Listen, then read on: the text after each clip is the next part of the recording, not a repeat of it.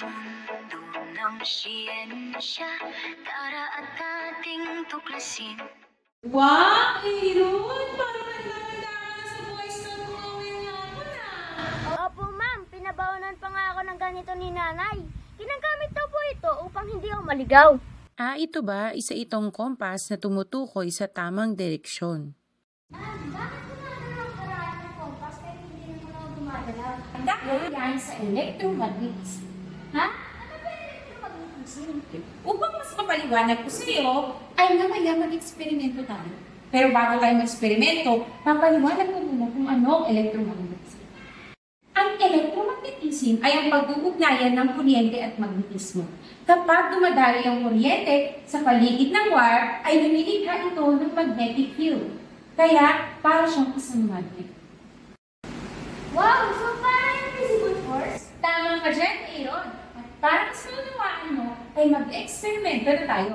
Para sa eksperimento na ito, ang kailangan natin ay isang magnetic wire, isang battery, isang pako, at maliliit na mga metal tulad nitong metal screw. Sa experiment na ito, Aaron, ang unang step ay yung paglalagay ng wire sa pako. Maaari kayong humingi ng tulong sa nakakatanda sa pagbabalot ng wire. Kailangan kapag binabalot natin ang wire sa pako ay dikit-dikit ang pagitan nito. Safety tips ay magsuot ng proteksyon sa kamay upang hindi mapasok sa dadaloy na kuryente mula sa battery papunta sa wire. Ngayon, Aaron, ay pagkakabitin na natin ang magkabilang dulo ng wire sa magkabilang dulo na battery.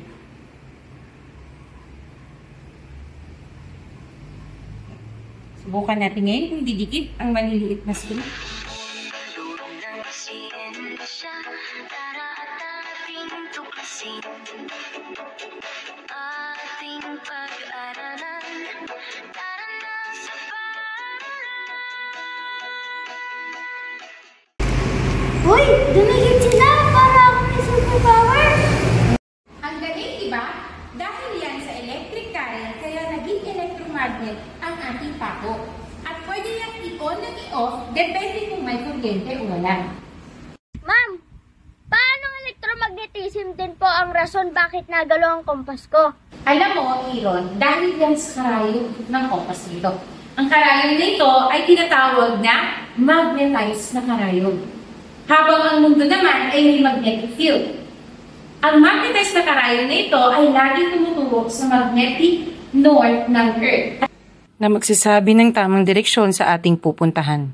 Ang galing naman ma'am, marami pa ba pong bagay tulad nitong kompas ang gumagamit ng electromagnetism? Oo naman, Aaron. Tulad ng MRI machine, electric bells, kahit yung junkyard crane, yung humihigop ng mga bakal sa tapunan ng basura. Basta tandaan niyo, Aaron, ang electric current ay pwedeng lumikha ng magnetic field. At ang pinagkaiba ng electromagnet sa magnet, ang electromagnet ay nai-on at nai-off natin. While ang magnet naman ay hindi pwedeng i-on at hindi pwedeng i-off. Ginagamit ito sa maraming bagay sa ating paligid. Sana'y may natutunan ka ngayong araw sa akin, Aaron. Opo naman ma'am.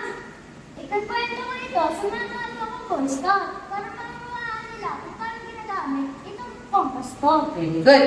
Ingatan mo to dahil binigay ng nanay mo para hindi ka manigamit. Muli, salamat Aaron sa pakikinig ang aking future scientist. Oh.